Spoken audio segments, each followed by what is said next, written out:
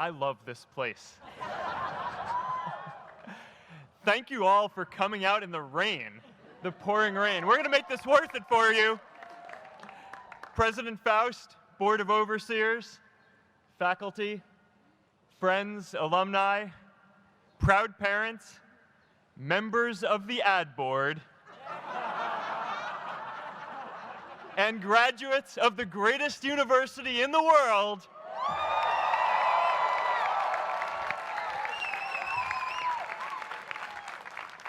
I am honored to be here with you today because, let's face it, you accomplished something I never could.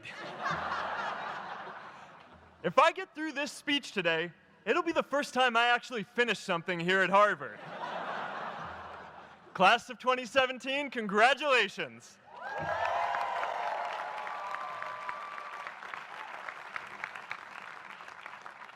Now, I'm an unlikely speaker today, not just because I dropped out, but because we're technically in the same generation. We walked this yard less than a decade apart. We studied the same ideas and slept through the same Act 10 lectures. We may have taken different roads to get here, especially if you came all the way from the quad. But today, I want to share what I've learned about our generation and the world we're all building together. But first, these last couple of days have brought back a lot of good memories. How many of you remember exactly where you were and what you were doing when you got that email telling you got into Harvard?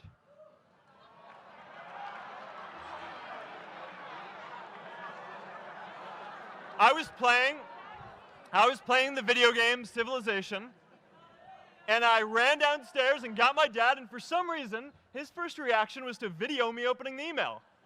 That could have been a really, really sad video.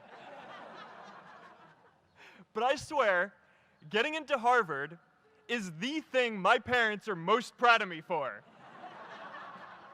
My mom is nodding. You all know what I'm talking about. Look, guys, it's tough to beat this. You'll see when you get out there. How many of you remember your first lecture here at Harvard? Mine was Computer Science 121 with the incredible Harry Lewis. Harry. I was running late for class, so I threw on a t-shirt, and I didn't realize until afterwards that I put it on inside out and backwards, and my tag was sticking out the front. I couldn't figure out why no one in class would talk to me. Except for this one guy, KX Jin.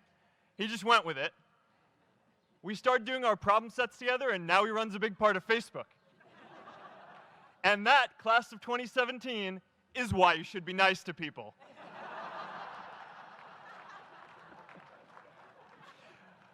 But my best memory from Harvard is meeting Priscilla.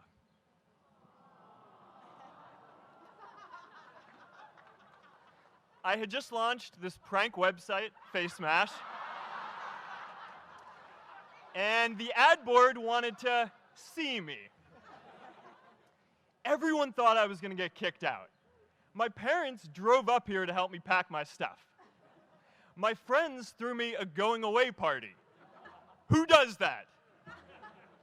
As luck would have it, Priscilla was at that party with her friends, and we met in line for the bathroom in the Foho Bell Tower, and in what must be one of the all-time most romantic lines, I turned to her and said, "I'm getting kicked out in 3 days, so we need to go on a date quickly." Actually, any of you graduating today can use that line. "I'm getting kicked out today. We need to go on a date fast." I didn't end up getting kicked out. I did that to myself. Priscilla and I started dating, and, you know, that movie made it seem like Face Mash was so important to starting Facebook. It wasn't. But without Face Mash, I never would have met Priscilla. And Priscilla's the most important person in my life. So you could still say it was the most important thing I built in my time here.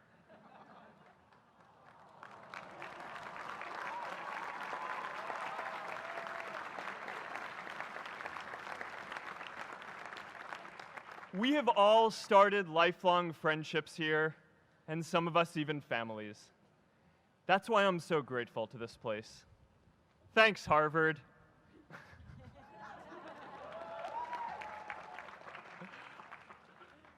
Today, I want to talk about purpose. But I'm not here to give you the standard commencement about finding your purpose. We're millennials. We try to do that instinctively. Instead, I'm here to tell you that finding your purpose isn't enough. The challenge for our generation is to create a world where everyone has a sense of purpose. One of my favorite stories is when JFK went to go visit the NASA Space Center, and he saw a janitor holding a broom, and he asked him what he was doing, and the janitor replied, "Mr. President, I'm helping put a man on the moon." Purpose is that feeling that you are a part of something bigger than yourself, that you are needed, and that you have something better ahead to work for. Purpose is what creates true happiness. And you are graduating at a time when this is especially important. When our parents graduated, that sense of purpose reliably came from your job, your church, your community. But today, technology and automation are eliminating many jobs. Membership in a lot of communities has been declining, and a lot of people are feeling disconnected and depressed and are trying to fill a void in their lives. As I've traveled around, I've sat with children in juvenile detention and opioid addicts who've told me that maybe their lives would have turned out differently if they just had something to do, an after-school program or somewhere to go. I've met factory workers who know their old jobs aren't coming back and are just trying to find their path ahead. For our society to keep moving forward, we have a generational challenge to not only create new jobs, but create a renewed sense of purpose. I remember that night I launched Facebook from that little dorm in Kirkland House. I went to Noakes with my friend KX, and I remember telling him clearly that I was excited to help connect the Harvard community, but one day someone would connect the whole world. The thing is, it never even occurred to me that that someone might be us. We were just college kids. We didn't know anything about that. There were all these great big technology companies with all these resources, and I just assumed one of them would do it. But this idea was so clear to us that all people want to connect. So we just kept working on it, day after day after day. And I know that a lot of you are going to have your own stories just like this. A change in the world that seems so clear that you are sure someone else is going to do it. But they're not. You will. But it's not enough to have that purpose yourself. You also have to create a sense of purpose for others. And I found that out the hard way. You see, my hope was never to build a company. I wanted to have an impact. And as all these people started joining us, I just assumed that that's what they wanted to do too. So I never took the time to explain what it was that I hoped we'd build. A couple years in, some big companies wanted to buy us. I didn't want to sell. I wanted to see if we could connect more people. And we were building the first version of Newsfeed at the time, and I thought, if we could just launch this, it could change how we all learn about the world. Nearly everyone else wanted to sell. Without a sense of higher purpose, this was their startup dream come true, and it tore our company apart. After one particularly tense argument, one of my close advisors told me if I didn't agree to sell the company right now, I would regret that decision for the rest of my life. Relationships were so frayed that within a year or so, every single person on our management team was gone. That was my hardest time leading Facebook. I believed in what we were doing, but I felt alone. And worse, it was my fault. I wondered if I was just wrong, an imposter, a 22-year-old kid who had no idea how things actually worked. Now, years later, I understand that is how things work when there's no sense of higher purpose. So it's up to all of us to create it so we can all keep moving forward together. And today, I want to talk about 3 ways that we can create a world where everyone has a sense of purpose. By taking on big, meaningful projects together. By redefining equality so everyone has the freedom to pursue their purpose. And by building community all across the world. So first, let's take on big, meaningful projects. Our generation is going to have to deal with tens of millions of jobs replaced by automation like self-driving cars and trucks. But we have the potential to do so much more than that. Every generation has its defining works. More than 300,000 people worked to put that man on the moon, including that janitor. Millions of volunteers immunized children around the world against polio, and millions of more people built the Hoover Dam and other great projects. And now it's our generation's turn to do great things. Now I know, maybe you're thinking, I don't know how to build a dam. I don't know how to get 1 million people involved in anything. Well, let me tell you a secret. No one does when they begin. Ideas don't come out fully formed. They only become clear as you work on them. You just have to get started. If I had to know everything about connecting people before I got started, I never would have built Facebook. Movies and pop culture just get this all wrong. The idea of a single eureka moment is a dangerous lie. It makes us feel inadequate because we feel like we haven't had ours yet. And it prevents people with seeds of good ideas from ever getting started in the first place. Oh, and you know what else movies get wrong about innovation? No one writes math formulas on glass, okay? All right? That's not a thing, okay?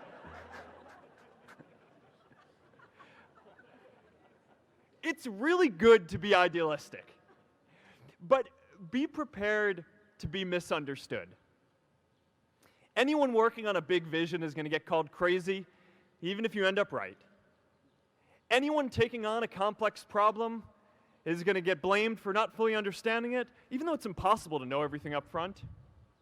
Anyone taking initiative will always get criticized for moving too fast because there's always someone who wants to slow you down.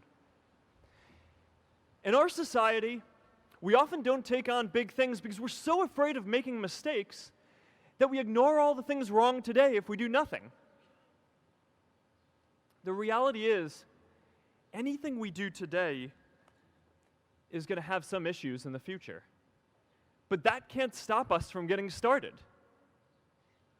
So what are we waiting for? It is time for our generation-defining great works. How about stopping climate change before we destroy the planet and getting millions of people involved, manufacturing and installing solar panels?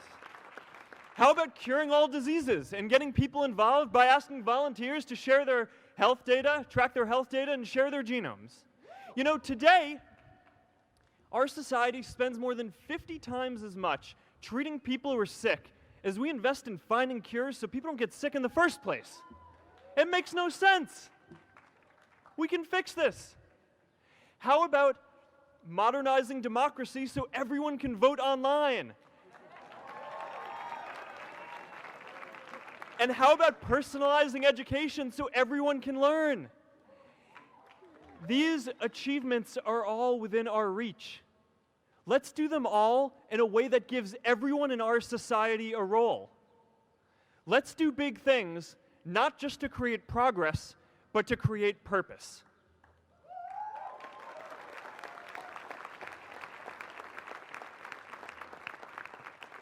So taking on big, meaningful projects together is the first thing we can do to create a world where everyone has a sense of purpose. The second is redefining our idea of equality so everyone has the freedom to pursue their purpose. Now, many of our parents had stable jobs throughout their careers, but in our generation, we're all a little entrepreneurial, whether we're starting our own projects or finding our role in another one. And, you know, that's great, because our culture of entrepreneurship is how we create so much progress.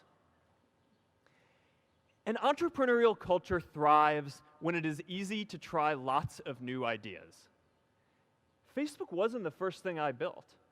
I also built chat systems and games, study tools and music players, and I'm not alone. J.K. Rowling got rejected 12 times before she finally wrote and published Harry Potter. Even Beyoncé had to make hundreds of songs to get Halo. The greatest successes come from having the freedom to fail. Now, today, we have a level of wealth inequality that hurts everyone. When you don't have the freedom to take your idea and turn it into a historic enterprise, we all lose. And right now, today, our society is way over-indexed on rewarding people when they're successful, and we don't do nearly enough to make sure that everyone can take lots of different shots. Now, let's face it, there is something wrong with our system when I can leave here and make billions of dollars in 10 years, while millions of students can't even afford to pay off their loans, let alone start a business.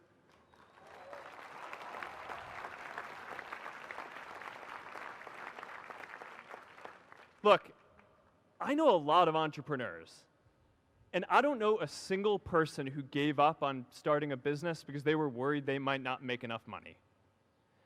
But I know too many people who haven't had the chance to pursue their dreams because they didn't have a cushion to fall back on if they failed.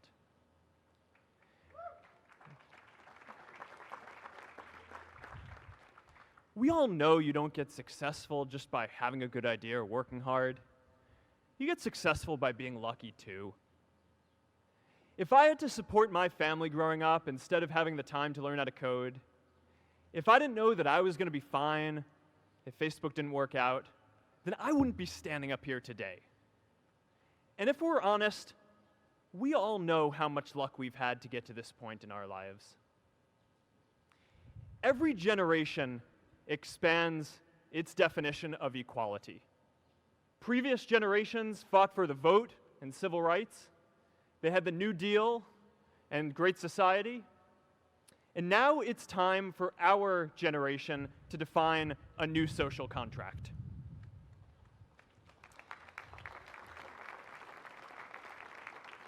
We should have a society that measures progress not just by economic metrics like GDP, but by how many of us have a role we find meaningful. We should explore ideas like universal basic income to make sure that everyone has a cushion to try new ideas. We're all going to change jobs and roles many times, so we need affordable childcare to get to work and healthcare that's not tied to just one employer. And we're all going to make mistakes. So we need a society that's less focused on locking us up and stigmatizing us when we do. And as our technology keeps on evolving, we need a society that is more focused on providing continuous education through our lives.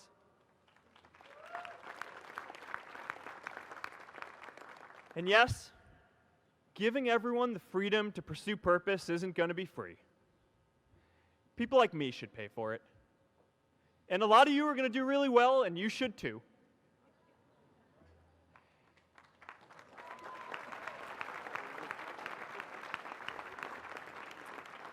That is why Priscilla and I started the Chan Zuckerberg Initiative and committed our wealth to promoting equal opportunity.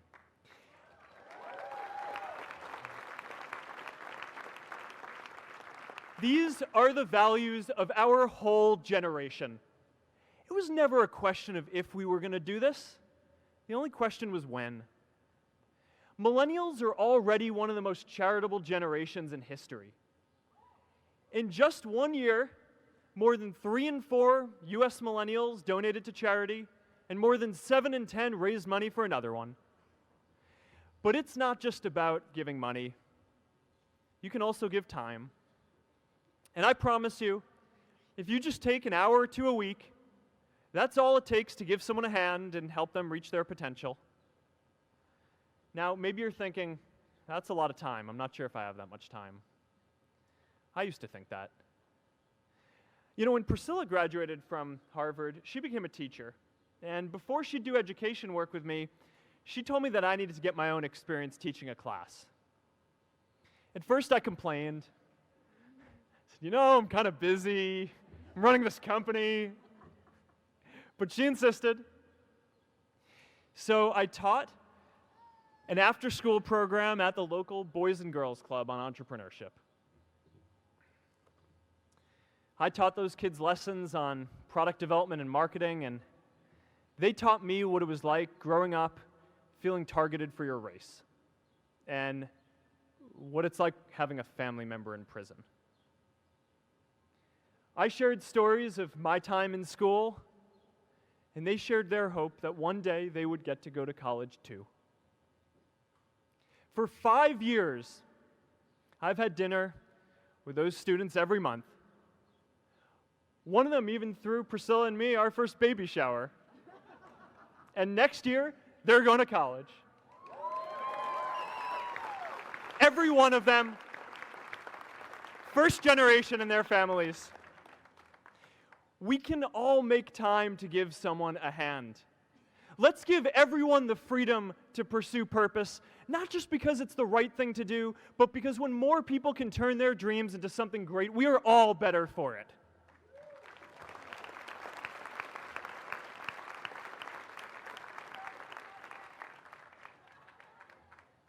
Purpose doesn't only come from work.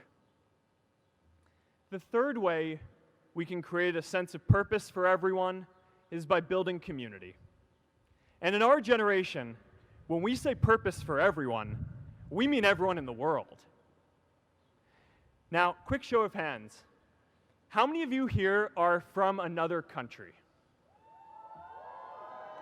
All right, now keep your hands up. How many of you are friends with one of these folks?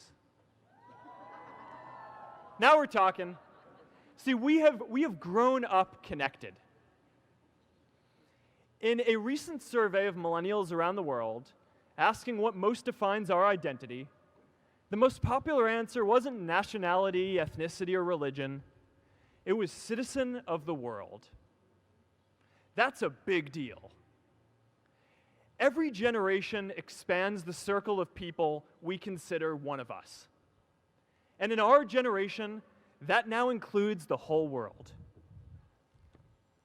We understand that the great arc of human history bends towards people coming together in ever greater numbers, from tribes to cities to nations, to achieve things that we could not on our own. We get that our greatest opportunities are now global. We can be the generation that ends poverty, that ends disease. And we get that our greatest challenges need global responses too. No country can fight climate change alone or prevent pandemics. Progress now requires coming together, not just as cities or nations, but also as a global community. But we live in an unstable time. There are people left behind by globalization across the whole world. And it's tough to care about people in other places when we don't first feel good about our lives here at home. There's pressure to turn inwards. This is the struggle of our time. The forces of freedom, openness, and global community against the forces of authoritarianism, isolationism, and nationalism. Forces for the flow of knowledge, trade, and immigration against those who would slow them down. This is not a battle of nations. It is a battle of ideas. There are people in every country for more global connection, and there are good people against it. And this isn't going to be decided at the UN either. It's going to happen at the local level when enough of us feel a sense of purpose and stability in our own lives that we can start to open up and care about everyone else too. And the best way to do that is to start building local communities right now.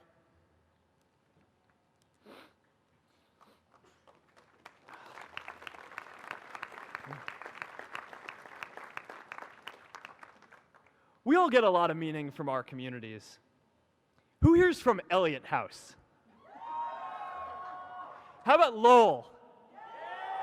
I know you guys found community because you literally live right on top of each other. And Mather? I'll just leave that there. Whether our communities are houses or sports teams, churches or a cappella groups, they give us that sense that we are a part of something bigger, that we are not alone. They give us the strength to expand our horizons. And that's why it's so striking that over the past few decades, membership in all kinds of communities has declined by as much as 1/4. That's a lot of people who now need to find a sense of purpose somewhere else. But I know that we can rebuild these communities and start new ones because many of you already are. I met Agnes Segoye, who's graduating today. Agnes, where are you?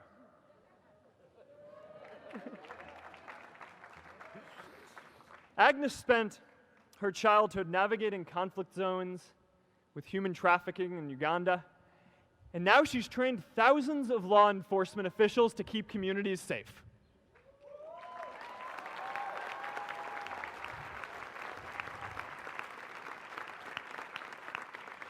I met Kayla Oakley and Neha Jain, who are graduating today too. Stand up, guys.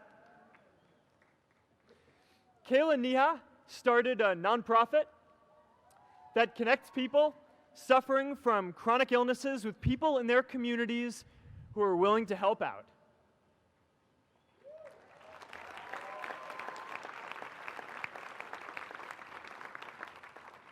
And I met David Razu Aznar, who's graduating from the Kennedy School today. David, stand up. David is a former city councilor who fought to make Mexico City the first Latin American city to pass marriage equality, even before San Francisco.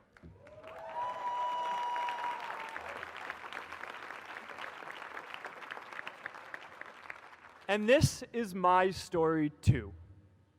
A student in a dorm, connecting one community at a time and keeping at it until one day we can connect the whole world. Change starts local. Even global change starts small with people like us. In our generation, the struggle of whether we connect more, whether we achieve our greatest opportunities, comes down to this: your ability to build communities and create a world where every single person has a sense of purpose.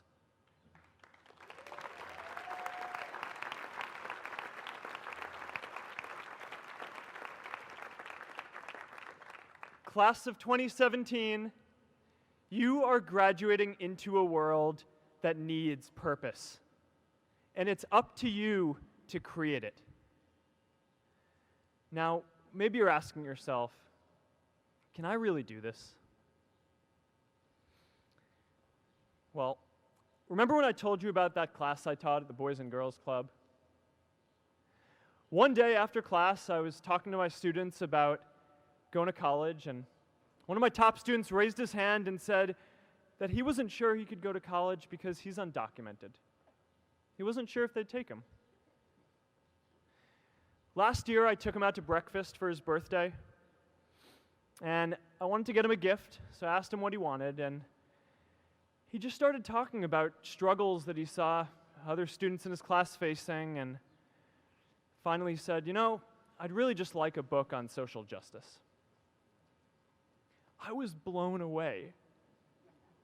Here is a young guy who has every reason to be cynical. He wasn't sure if the country he calls home, the only one he's known, was going to deny him his dream of going to college. But he wasn't feeling sorry for himself. He wasn't even thinking of himself.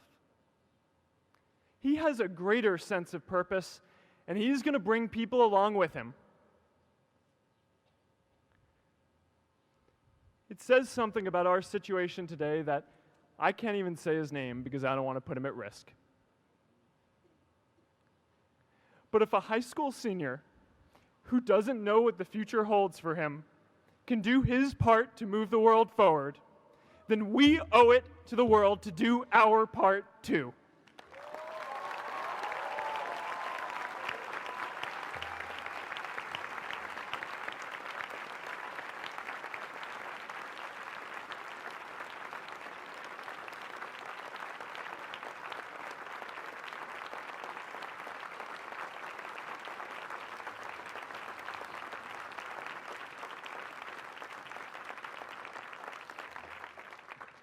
So before you walk out those gates one last time, and as we sit here in front of Memorial Church, I'm reminded of a prayer, Misha Berach, that I say whenever I face a big challenge, that I sing to my daughter, thinking of her future when I tuck her in at night. And it goes, "May the source of strength, who's blessed the ones before us, help us find the courage to make our lives a blessing." I hope you find the courage to make your life a blessing. Congratulations, class of 2017. Good luck out there.